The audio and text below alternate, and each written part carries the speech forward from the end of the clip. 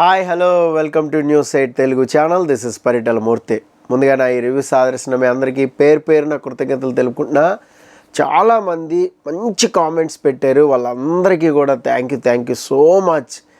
ఈ సీజన్ అంతా కూడా వాచ్ చేసిన వాళ్ళు, వ్యూస్ చేసిన వాళ్ళు చాలామంది మెసెంజర్లో కూడా నాకు మెసేజెస్ అవి పెట్టారు. అలాగే కరుంగలి మాలని కూడా నా నుంచి తీసుకున్నారు. వాళ్ళందరికీ కూడా థ్యాంక్ యూ సో మచ్.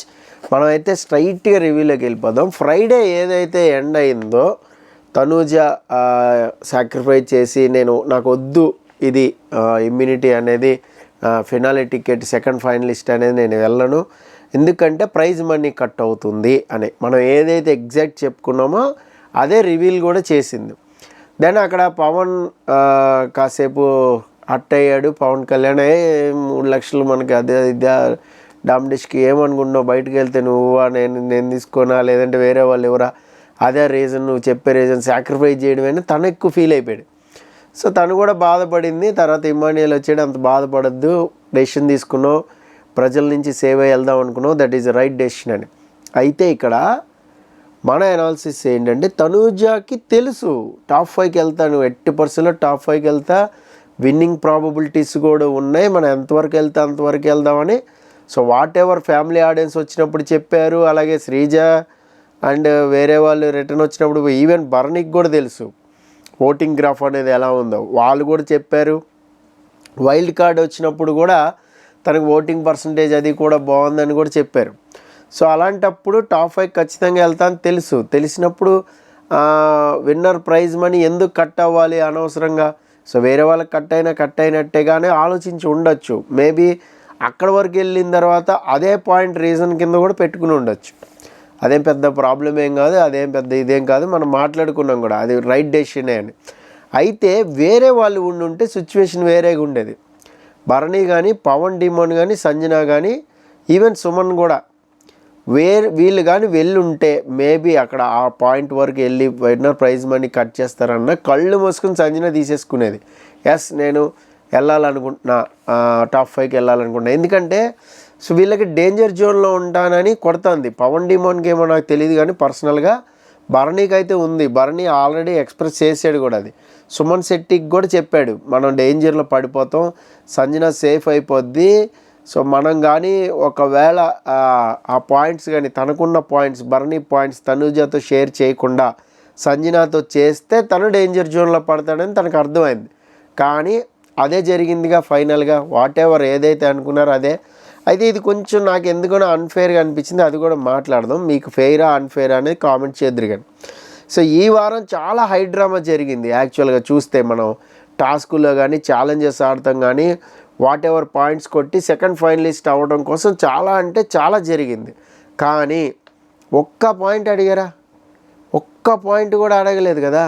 అక్కడ మమ్మీ అంటూ ఇమాన్యుయల్ ఎలాగా ఇది చేశాడు అనేది చాలా క్లారిటీగా ఉంది అక్కడ.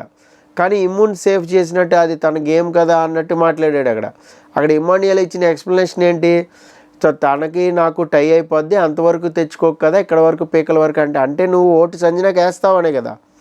టై అయితే నువ్వు ఇంకొకరికి వేసుకోవచ్చు కదా, టై అయితే బిగ్ బాసే చెప్తాడు కదా. అదే కదా తను చెప్తుంది సంజన కూడా మొత్తుకుని, తనూజ నువ్వు నాకెందుకు తిప్పావు ప్లేటు, నేను నీకు విరుద్ధంగా రాలేదు కదా అని చాలా క్లియర్గా చెప్పింది. అయినా కూడా తనూజ వినలా. ఎందుకు ఫ్లిప్ అయింది తనూజ అనేది తన క్లారిటీ తను ఇచ్చుకుంది ఏది నాగార్జునకి. కానీ అదంత ఎఫెక్టివ్గా లేదు, అదంత రీజనబుల్గా కూడా లేదు, మనకి బుద్ధి లేని పని చేసిందనే చెప్పుకున్నాం మనం. సో ఇక్కడ ఏంటంటే ఒక అన్బయాస్డ్గా అనాలిసిస్ చెప్పాలి, మనం ఎవరి తరఫు తీసుకోకూడదంటే ఖచ్చితంగా ఇలాగే మాట్లాడతారు ఎవరైనా కూడా. అక్కడ సంజన ఏదైతే ఉందో తన ఓటు ఫస్ట్ నుంచి చెప్తుంది, నేనైతే ఇమాన్యుయల్ తీయదలుచుకోలేదు, నేను డిమోన్ పవన్కి వెళ్ళదలుచుకున్నానని చాలా క్లియర్గా చెప్పింది. దానివల్ల ఇటు నుంచి 3 ఓట్లు, ఇటు నుంచి 3 ఓట్లు సంజనకు పడితే నేను ఇదే చెప్పానండి, మీకు అర్థం కాలేదు గేమ్ అంటాడు. అక్కడ చాలా క్లారిటీగా ఉంది సంజన, ఇమాన్యుయల్ కాదు. ఇమాన్యుయల్కి ముందే అర్థమైపోయిందంట, నాగార్జున గారు ఏం మాట్లాడుతున్నారు అసలు, సాటర్డే మీరు ఎపిసోడ్ చూడరు, పక్కన వాళ్ళు ఇచ్చే టాక్ బ్యాక్ అది సరిగ్గా వినరు పెట్టరు, అసలు వేస్ట్, అది అనవసరమైన టాపిక్ని కెలుక్కుని ఆయన ఇమాన్యుయల్ నీకు ముందే అర్థమైంది, సో మమ్మీకి ఎక్స్ప్లెయిన్ చేయాల్సింది కదా అంట. నేను చేశాను సార్, తనకు అర్థం కాలేదు సార్, అర్థం కాలేదంటే తన గేమ్ తంది. ఏం చెప్తున్నారు నాకు అర్థమే కావట్లేదు అసలు. నాగార్జున అసలు ఎపిసోడ్ చూడరు. ఆయన చెప్పిన పాయింట్ కూడా వ్యాలిడ్ పాయింటే కాదు అసలు. అక్కడ ఖచ్చితంగా ఇమాన్యుయల్ మిస్టేక్ చేశాడు. ఎందుకంటే తను సంజనాకి ఫస్ట్ నుంచి కూడా వేయాలనుకుని ఉన్నాడు కాబట్టి ఆటను ముందే అనలైజ్ చేసి వీళ్ళ ఓటు వీళ్ళకి, వీళ్ళ ఓటు వీళ్ళకి, వీళ్ళ ఓటు వీళ్ళకి అని చెప్పినప్పుడు తనూజ చాలా క్లియర్గా చెప్పింది, నేను ఇమ్ముతోనే టాప్లో ఉన్న వాళ్ళతోనే వెళ్తానని చెప్పింది. ఎప్పుడైతే తను డెసిషన్ మార్చిందో సంజన, లేదు బిగ్ బాస్ నేను ఓటు మార్చుకుంటున్నాను, డిమాండ్ కాదు ఇమ్ము అని చెప్తే అక్కడ ఇమ్ము వెళ్ళిపోవాలా 100%. కానీ అంటే తనూజ ఏముంది, ఇమాన్యుయల్ కూడా గేమ్లో ఉండాలని నేను అనుకుంటున్నా, అట్లా ఎట్లా చెప్తారు, నేను సంజన పేరు చెప్తాను మార్చేసింది. అది కదా పాయింట్. ఈ పాయింట్ అడిగి అసలు సంజన చెప్తున్నా కూడా వినే స్టేజ్లో లేరు నాగార్జున. ఈ పాయింట్ అనేది నాకు ఎందుకో నచ్చలేదు. నాగార్జున డీల్ చేసిన విధానం అస్సలు నచ్చలేదు. అది చేసి ఉండాల్సింది. ఫైనల్ వీక్ కదా, లైటర్ వేళ కొట్టేశారు. ఆ లైటర్ వేళ కొడతమే ఎప్పుడు కూడా డేంజర్ అవుతుంది. సో మీకు వేరే చూడండి, ఇప్పుడు కన్నడలో కిచ్చా సుదీప్ చూడండి, ఏ పాయింట్ పట్టుకోవాలో అదే బలంగా పట్టుకుంటాడు. ఎందుకు నువ్వు ఈ గేమ్ ఆడో చెప్పు అని. సో ఇమాన్యుయల్ని తనూజని బయట పెడతాం అనేది ఇష్టం లేదేమో నేను అనుకుంటున్నాను. ఎందుకంటే వాళ్ళని లాస్ట్ వీక్స్ కదా బ్యాడ్ చేయడం ఇష్టం లేదేమో అని నా పర్సనల్ ఒపీనియన్ ఇది. సో గోడ మీద పిల్లిలాగా ఉన్న కళ్యాణ్ని అసలు టచ్ కూడా చేయలేదు అబ్బా, పాయింట్ కూడా మాట్లాడలే ఆయన. ఇప్పుడు నేను ఒక్కటే చెప్తే చూడండి, నేను మొన్న కూడా నా అనాలిసిస్లో చెప్పాను, ఎందుకు భరణి, సుమన్, సంజన వీళ్ళు రైట్ ఉన్నారు, ఎందుకు ఇమాన్యుయల్, పవన్ డిమాండ్, తనూజ రాంగ్ ఉన్నారు అనేది చాలా క్లియర్గా చెప్పి. ఏంటంటే స్టార్టింగ్లో వాళ్ళ ఎజెండా ఒకటే, ఏంటంటే టాప్లో ఉన్న వాళ్ళు తీయాలి అన్నట్టు టాప్లో ఉన్న వాళ్ళు తీశారు. బట్ తర్వాత ఏమైంది, బాటంలో ఉన్న వాళ్ళని ఎందుకు తీశారు? మరి ఒకటే ఎజెండాతో ఇక్కడ వాళ్ళు ఉన్నారు, టాప్లో ఉన్న వాళ్ళని తీయాలి, టాప్లో ఉన్న వాళ్ళని తీయాలని. బట్ ఇక్కడ మాత్రం బాటంలో ఉన్న వాళ్ళని తీయాలి అని. అక్కడ కళ్యాణ్ కూడా మార్చాడు కదా. కళ్యాణ్ కూడా ఏమన్నాడు, భరణి అన్న, భరణి ఏమన్నాడు ఫైనల్గా, ఒక్కసారైనా నువ్వు నాకు స్టాండ్ తీసుకుని సపోర్ట్ చేసావు కళ్యాణ్ అని అడిగాడు. లేదే, మరి బాటంలో ఉన్న వాళ్ళు ఎందుకు తీసావు? నువ్వు టాప్లో ఆయన గేమ్లో ఉంటే అంట టాప్లో ఉన్నవాడిని తీసేస్తాడట, అంటే ముందుకు వెళ్ళాలి కదా. మరి నువ్వు గేమ్లో లేవు కదా, గోడ మీద పిల్లిలాగా ఎటు ఫేవర్గా తనూజాకి ఎటు ఫేవర్గా ఉంటుంది, లేదా ఇమాన్యుయల్కి ఎటు ఫేవర్గా ఉంటుంది. సో బయాస్డ్ గేమే అది వాళ్ళు ఆడింది. ఫేవరెటిజం గేమే ఆడారు. ఆడండి తప్పలేదు, కానీ చెప్పండి ఫస్ట్ నుంచి మనం ఒకటే అనుకోండి, ఏంటి మీరు గ్రూప్ గేమ్ ఆడటం తప్పలేదు, స్ట్రాటజీ వేయడం తప్పలేదు. బట్ మేము ఆడాం, మేము గ్రూప్ గేమ్ ఆడాం, మేము ఫ్రెండ్స్, లేదంటే నాకు తనూజని తీయాలని లేదు, తనూజకి నాకు సపోర్ట్ ఇవ్వాలని, అందుకే నేను భరణి కొట్టేసిన. డైరెక్ట్గా చెప్పు. ఎందుకు తొక్కలో రీజన్స్, సొల్లు రీజన్స్ చెప్పకూడదు. ఇక్కడ జెన్యున్గా ఆడాం, నా గేమ్ నేను ఆడా, చాలా జెన్యున్గా ఆడా అని నువ్వు చెప్పకు. నేను సపోర్ట్ చేశా, ఇమాన్యుయల్కి సపోర్ట్ చేశా, తనూజకి సపోర్ట్ చేశా, పవన్ డిమాండ్ కూడా సపోర్ట్ చేసి లాగా.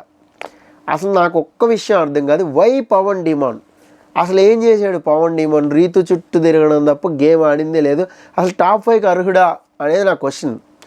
మీరు ఎవరైనా సరే క్వశ్చన్కి ఆన్సర్ ఉంటే ఆన్సర్ చేయండి, కామెంట్ బాక్స్లో మస్ట్గా చదువుతాను. So why demand in top 5?